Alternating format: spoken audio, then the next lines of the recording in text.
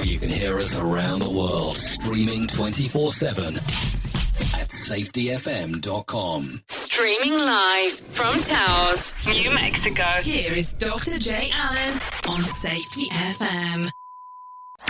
Broadcasting live from the Safety FM studios in Orlando, Florida. Here is your host, Dr. J. Allen on Safety FM. This episode of the broadcast and the podcast is brought to you by Safety Focus Moment. They're consultants that want to help you get the safety culture you've been looking for. For more information, go to safetyfocusmoment.com. Well, hello and welcome to Safety FM. This is Jay Allen. Well, thank you for listening to the podcast and the radio show over the last few weeks. Specifically, the few last episodes dealing with how did it all start? The story of human and organizational performance. At least from the DOE point of view. Well, today I am not going to actually continue the conversation, but we're going to take some interesting twist. Today I had a great opportunity to sit down with Todd Conklin and discuss his career and his books. As you are aware, we recently have released 3 out of his 5 books on Audible. So I thought it was a great time to have the discussion of how the journey went between book to book, the career, and everything Todd has done till this point. Now, you'll notice as you're listening to part of this interview, I did use part or segments of it for how did it all start, the interviews that we've been doing over the last few weeks. But before we get into the interview, let's have a brief discussion. People keep on asking when the roadshow is coming about and all that. We have posted on the website, safetyfm.com, the upcoming roadshow that is taking place on August 5th. It is taking place in Daytona Beach, Florida. Oh, yes, you did hear me correctly. That's Daytona Beach, Florida. I will be there with Sheldon Primus from the Safety Consultant podcast. And we're doing more of a workshop that particular day. And then we're going to be doing some segments of the road show directly. So we'll go ahead and record podcast live right there. And we'll even stream directly onto the radio station, and that's safetyfm.com. We're always available at the Alexa skill, the iOS app, and the Google Play Store. And of course, you can always stream us directly off of any internet browser that you have, of course. And then the other thing that has come up recently was there was a lot of requests for the Safety FM logoed shirts. We have released them finally. So they're actually up. You can actually go to safetyfm.com, click on shirts, and we'll get you directly into the store. You can place your order right there for the shirts. Besides that, let's just get you directly ready for this episode with Dr. Todd Conklin. He's the first person to ever have a repeat interview on Safety FM. So let's call this episode Todd Conklin Comes Again. Here on Safety FM.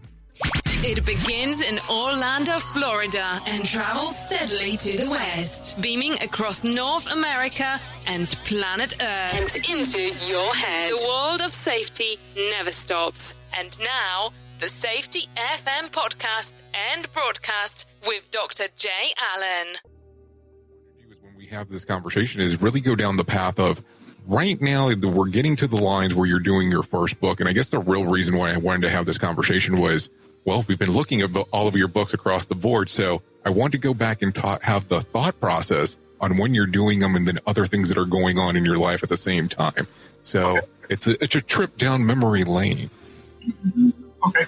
So give or take right here, 2004, you decide to write Simple Revolutionary Acts. And we're talking June is what I can find, unless you tell me otherwise. The purpose at the time, what were you thinking about doing that you decided to move forward with this? So that book's really interesting because I was working with Coca-Cola. And I was working full-time at Los Alamos. And then because Los Alamos is operated by the University of California, you could do this thing called a 701 form, which was a permission to do outside work. And it was a conflict of interest form, which those of people that listen to the podcast who work in any kind of government job totally know what that's about. And so I was doing this work with Coca-Cola, and we were working on reliability. We were really working on reliability from the safety and security side. And the director... So the guy name was his name was Bill McGrath, really good guy. And he said, you ought to write a book. And he said, if you write a book, we'd be interested in we'll well, buy some. So I thought, well, I wonder what I should write a book about. Because at the time, I mean, this is kind of pre the New View stuff a little bit, and we're really just starting to dance around this notion of reliability, connected with psychological safety, connected with the culture of the organization. So I looked at a book and thought, well, it strikes me that what we're really wanting to do is, at the time, I was thinking revolutionize the workplace. But now if I had to do it, I'd probably say disrupt the workplace.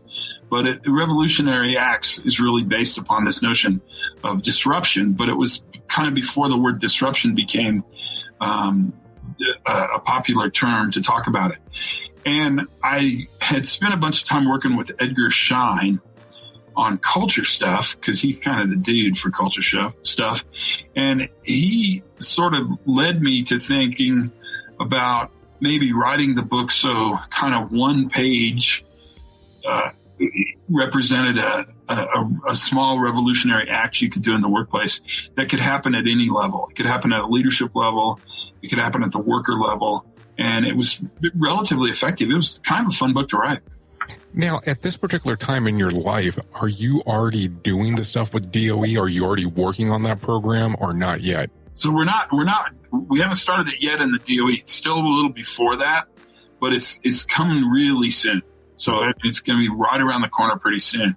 But at that point in time, we're still working with, we're just starting to figure out that culture and a more holistic view has impact on really reliable performance. So we're looking a lot at safety and a lot of security. But in the DOE, safety and security are kind of similar. I mean, they're not, but they're sort of managed kind of the same way. It's been an interesting journey, because initially we managed both safety and security with programs directed at the worker. And that Simple Revolutionary Acts book is really the first time when we started looking away from the worker being the problem to maybe the worker being the solution. So do you look back now and kind of realize that this is kind of like groundwork if you were looking full scheme on really getting into human and organizational performance as you're moving forward? Yeah, totally.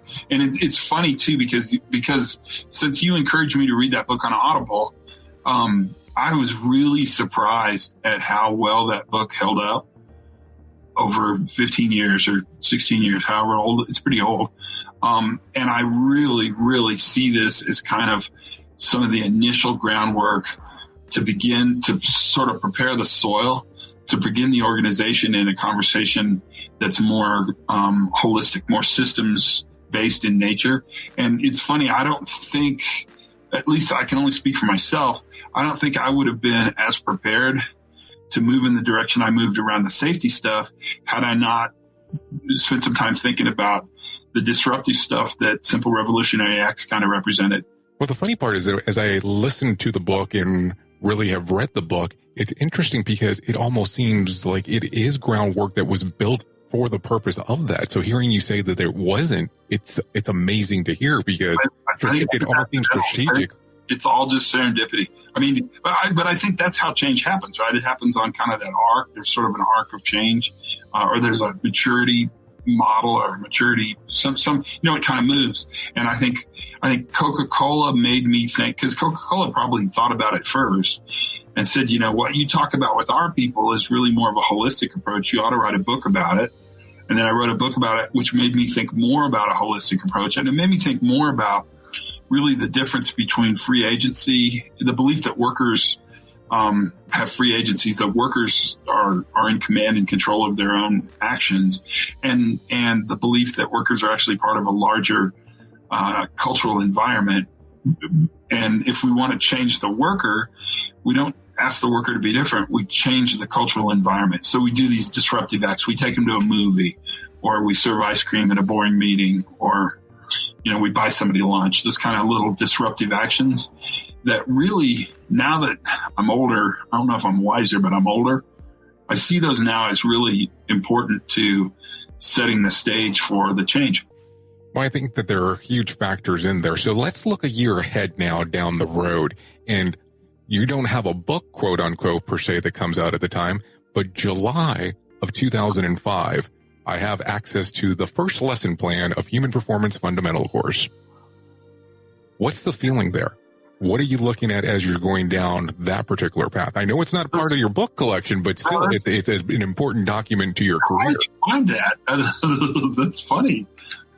Is it still the same slides? That's the big question. Oh, yes, they are. Believe me, I've done my research for this bad boy. That would be the same, maybe. I mean, so okay, July 2005.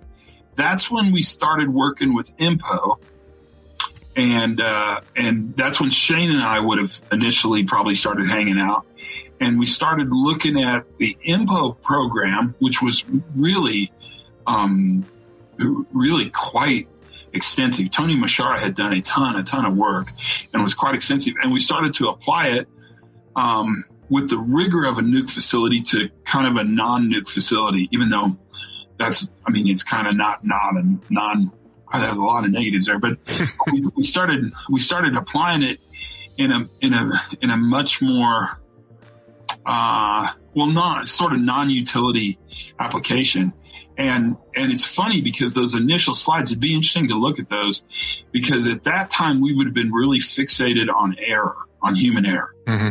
And probably most of the conversation would have been around identifying error-likely situations and putting tools in the system to reduce human error, which we now know was a little bit of a fool's errand.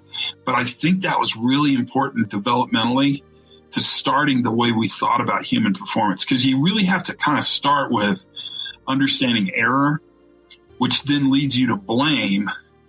And then once you really dig into blame and you start looking at the fundamental attribution bias and the things that sort of exist around blame, then that takes you back to error kind of for a second visit.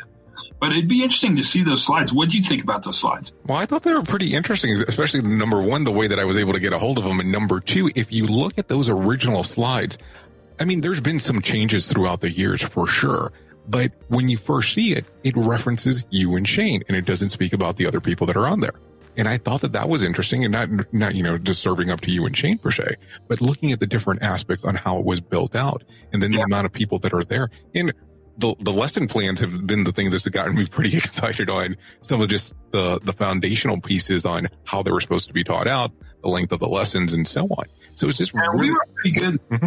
We were pretty good at putting all that stuff out in the public. So I would imagine those lesson plans, the initial student guide. Did you get a copy of that? I'll have to double check for the student guide, because I didn't go digging for that, because I thought the handbook was it. The student guide we put together at Los Alamos, which would have been pre-handbook, okay. It was really good. It was really, really, really good. And I had that written. I had a team of grad students for a summer, and so I ran them through all the HP stuff we had and made them sit through a bunch of classes. And then I said, what we want is a student guide. And the student guide, we decided we didn't want to give copies of the slides out, just because that's kind of, I don't know. Back in the day, that would be one more 3-ring binder full of slides that you would never touch again. Right. So we spiral bound a student guide that supported the class, but it was really interesting in that it never had not even one copy of a slide in it. But every slide we showed was supported then by narrative, by actually research-based, cited academic narrative to support all those slides, which is something you need at a place like Los Alamos or Livermore or Berkeley or Savannah River, the places where we would go and train, because our audiences were all, for the most part, PhD research scientists, and they don't really, they kind of know when you're making crap up. So you need to be able to cite stuff academically. And that was really fun. That student guide, if you don't have a copy of it, I bet you I have one. I saved some. Okay. They were really nice. They were really well done. I would love to get a copy if you do have a copy. Yeah, I bet I do. Now, the other thing that I notice here is you have this DOE document, but all of a sudden in your book writing career, you don't have anything come out for another 7 years per se. Now, are there revisions going on during the 7-year period to the DOE stuff? No, not so much. So pre the DOE document, was the IMPO document. And you should see a lot of similarities between the IMPO handbooks, if you have access to those. But the IMPO handbooks and the DOE handbooks they're definitely cousins of one another. The other thing that happened between the IMPO handbook and the DOE handbook was that Decker's first book, the black and red, probably 100-pager, maybe 110-page long book, Field Guide to Human Error, the Field Guide to Understanding Human Error, I think is the name, which would be the first version of that. That book came out, and that book rocked the world. But hardly anybody read it. It was really funny. When it came out, everybody acted like they read it, but you could totally tell who hadn't read it. And so when you find people that hadn't read it, you kind of bust their chops and make them read it. And then they'd come back and say, God, that I think is, I mean, I can say this, I think, without making Sydney too angry at me. That book was really powerful. It was his first one. And that really colored a lot of the DOE handbook, not so much the tool, not volume 2, the tools, but certainly volume 1, the one that Lamar put together with everybody's help, on sort of the foundations, the concepts. That book was, I can't underestimate how important that first book was. Now, do you feel that was like an assisted guide to the DOE and IMPO stuff at the time then? Is that how you're looking at this? I think it would be more foundational.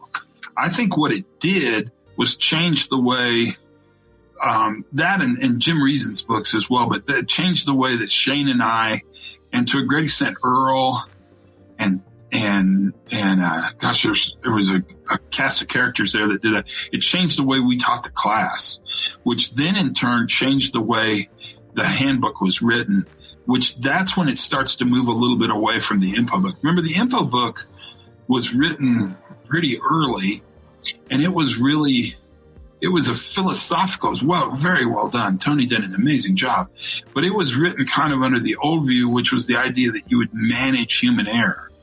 And the Decker book helped us understand that whole idea of managing error is really seductive, but it's not very practical. And that's when we started really looking even more so at kind of a systems approach. So do you feel that he was using the IMPO information to be kind of some of the foundational stuff moving forward for what he was doing research-wise for his book? Who's he? Decker? Decker. Yeah, sorry about that. No, I don't think so. I'm going to have to ask him that question. But my guess is he probably did not have access to the IMPO book, because at the time IMPO was really, really, really tight with who got their book. You had to be a member of the IMPO, and you had to be a dues-paying member of IMPO to have access to their material. And so I would imagine he did not have access to that book. I would actually tell you, if it's a chicken and egg conversation, it probably started with Reason stuff, then some of Decker's stuff, then the IMPO handbook, then Decker's book would have come out. They would have been written kind of in parallel. And then Decker's book and all that stuff kind of leads to the DOE handbook, which we knew we were going to write, and we knew it was going to be available publicly. I mean, everybody knew that. But nobody imagined in a million billion years that anyone would ever read the DOE handbook. Especially as popular as they are now. Or yeah, I mean, in a million billion years. I mean, I kind of thought we were putting together a handbook just for us. I knew it would be available. I mean, that's fine because it's taxpayer money. So I didn't have any problem with that. But I never imagined any other industry or any other organization would ever look at it. I mean, you just don't think about that. But that's kind of what's been interesting about this journey, is that it's been really a journey of self-discovery, or self-discovery is accurate, but I would say it's been a journey of each organization discovering about itself. And we never thought about this having legs outside of our own companies, our own organizations. I mean, it'd be interesting to see what Shane said, but I'll bet you Shane said the same thing. You never ever thought anybody other than our little laboratories would care about this stuff. And we'll be back right after this on Safety FM. It is no secret that most successful organizations and professionals are data-driven. As the volume of data that businesses have access to increases, They need more efficient ways to turn the data into actionable insight. Fortunately, iDashboard offers a comprehensive business intelligence solutions to help you with data aggregation, preparation, analysis, visualization, and reporting. With the iDashboard's Data Hub, you can blend data from multiple sources to get a comprehensive view of related data. Then the intuitive dashboard builder gives anyone the freedom to create and design dashboards, and no programming experience is required. It's no wonder why companies like Lockheed Martin, Michigan Humane Society, and Navy Federal Credit Union trust iDashboards to provide them with the data they need to make the most informed decision for their business. Be sure to visit idashboards.com/safety to learn more. That's idashboard.com/safety. Make sure that you tell them that Jay Allen sent you. And we're back with more here on Safety FM. Well, it seems like it's been an interesting past, though. Let's kind of continue down the road here. So all of a sudden now we're in 2012, October, give or take, and the pre-accident investigation, an introduction to organizational safety, you decide to release it. What is the thought process before you get to this book? So why did you decide to go with this? Especially because already at this point, you're already teaching the DOE stuff. You've already done the other book, give or take 7 years ago. So why all of a sudden do this introduction? So this guy named Guy Loft, who worked for Ashgate Publishing in London, and Guy Loft was kind of their aviation safety and reliability editor.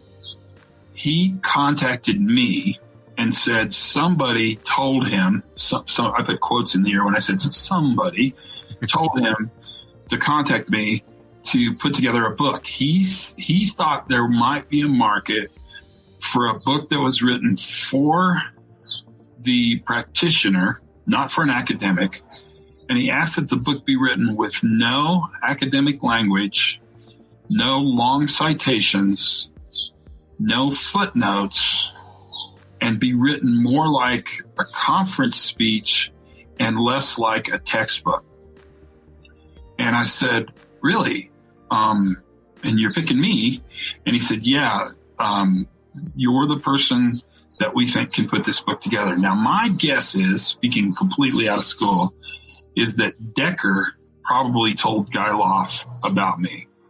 And I asked Sidney Decker that, and he was really cagey and didn't answer the question, which totally makes me think I'm right. But what I did then with pre-accident investigation was basically write the fundamentals class down.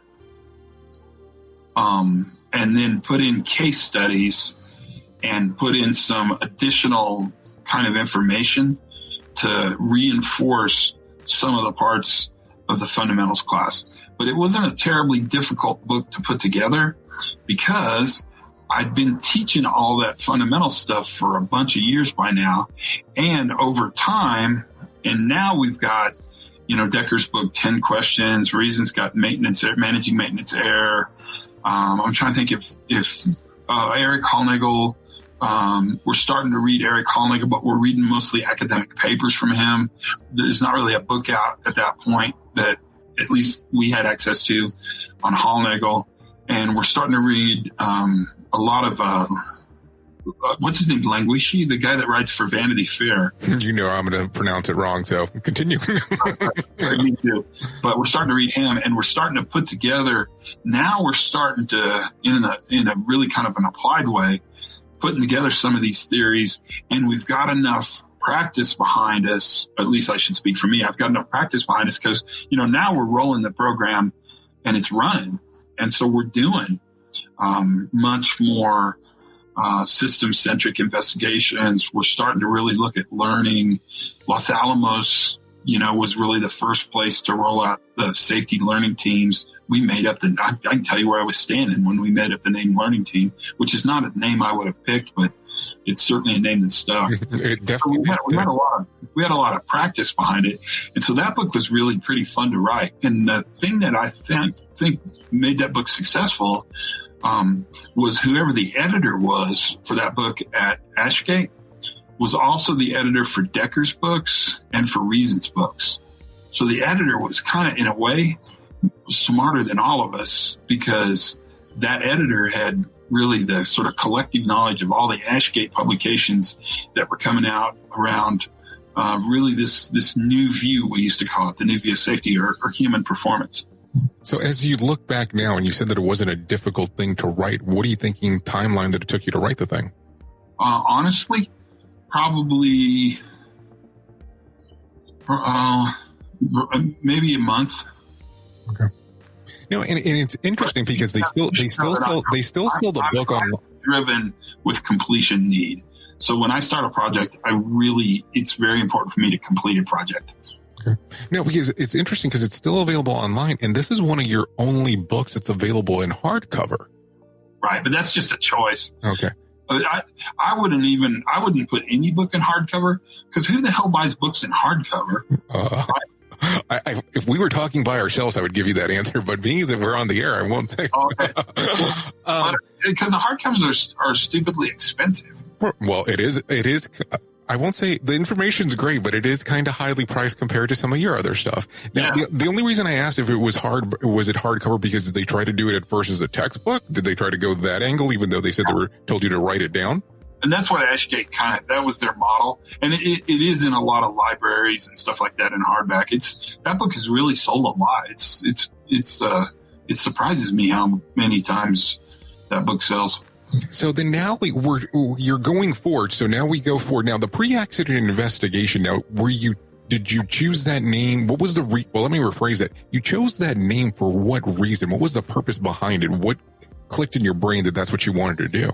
I thought it had good, it was attractive. The name was attractive. And I thought it would bring in more traditional safety thinkers and be kind of unoffensive and easy for them to grab a hold of. Because even the most traditional, hardcore, behavioral-based safety person can get behind the idea of a pre-accident investigation. And it was built around the idea of sort of this idea of pre-mortems, which we kind of do in the Department of Energy, especially around like high explosives and stuff. Before you did a big, expensive experiment that you couldn't do many times, you would do a pre-mortem on it. And you'd say, okay, what are all the ways this could fail? And then you would actually dig into those. And that was a technique we were really comfortable with in the DOE. And so I kind of went with that name because I thought it would be attractive.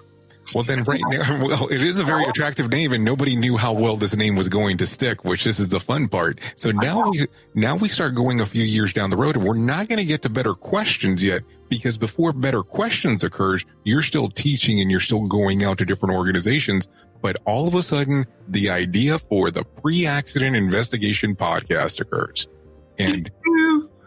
And I look at that because if you go back to your first episode, you're pretty much saying that you were coerced into doing it. And it's not something you really wanted to do. But now we're talking 4 or 5 years later almost now, and you're still doing it. Yeah, at least 5 years. Yeah, so that all started with so the book was really getting popular, which again was kind of weird for me. And a friend of mine, my friend Jeff Segler, he said, you ought to, and he's kind of a new media guy. I mean, that's what he is a new media dude. He says, you need a YouTube channel.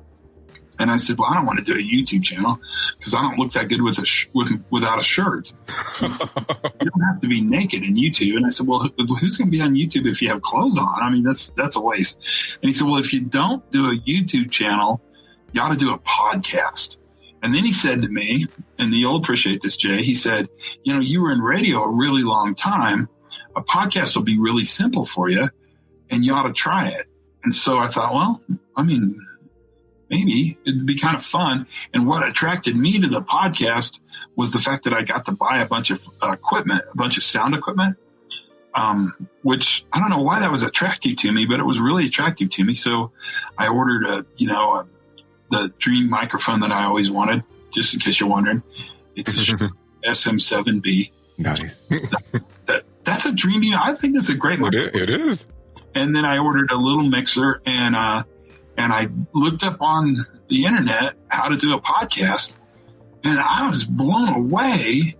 I mean, I was really surprised how easy it was to actually do. I don't mean easy to do, but how easy it was to get your podcast up and out to the world. And so I started the podcast, And I never imagined, I don't know, like I thought maybe 50 people would listen. And I didn't imagine that it would be a thing. I mean, you're being too kind. It's a juggernaut. You have thousands of listeners every day that download your podcast. Yeah, I know. It's weird. And the funny thing is that I started with the interviews, and the first interview I did was Martha Costa, who's amazing. Actually, it's funny, I met with her today. And then I got like Tom Krause on there, and it's funny because at first it was hard to get people on, but then when it got popular, then it was really easy to get people on. And now it's kind of it's almost the exact, now you have to be really selective because lots of people want to get on and sell stuff. And you don't necessarily want to be somebody's advertising thing. So that was really interesting. And what's funny is it started out with just the interviews, and I was going to do one a week because you learn in radio that consistency matters. And I knew nothing about podcasting except that I thought somewhere between 20 and 30 minutes was long enough. And that if I was consistent, I could probably get people to listen twice. And if I could get them to listen twice, I might be able to get them to listen 3 times. And so I started doing the podcast. And then Tanya Lagarmo, who was the human performance person really early for Chevron, I mean, like maybe the first person in Chevron to start thinking about human performance, she said, why don't you do operational excellence or safety moments? Because we really have a need for those. And so I thought, well, that'd be really easy. So I could do 2 dumps a week. I could do a safety moment and I could do an interview, and that's probably sustainable. And so that's kind of how the podcast started. Do you still feel the same way that you did when you first started as you do now about it? Or has there been change on how you look at it? That's a good question. So it's still really fun, and it still doesn't feel like a lot of work. So that's good. I mean, that means I'll continue to do it, because if it's fun to do and it's not a lot of work, I'll do it. It's also pretty easy to get people on, so that makes it a little easier. And I like it. I feel like it's something I'll continue to do for a while, as long as it has value. I do think it's interesting in that a lot of people listen to it. And so I think it is it's doing exactly what I wanted it to do, which is really build a sense of community among the safety professionals and reliability professionals, really, who are thinking these new ideas. Because at first it was pretty lonely, and you would have these ideas and you'd go to an ASSE meeting at the time, and you'd be the only person in the room who didn't think that looking at worker behavior for unsafe acts was valuable. And so you needed a place to go where you thought, oh God, there are other people that are thinking the same thing I'm thinking, and we need to build community with those people. And it's been pretty helpful. I mean, and so that was my goal. And at first I sold advertisements, kinda. I mean, not really, but I had an advertiser or two at first, because it was a way to buy the equipment, because I just never imagined this would be a thing to invest in. So I thought, well, if I have to buy this microphone, which costs, I don't know, what does one of these cost? $300 or something? Mm-hmm. Yeah. We'll go on the light end. Yes, absolutely. No, then I need to sell an ad. And then somebody told me, I don't know, I was out someplace and they said, take those ads off. That's stupid.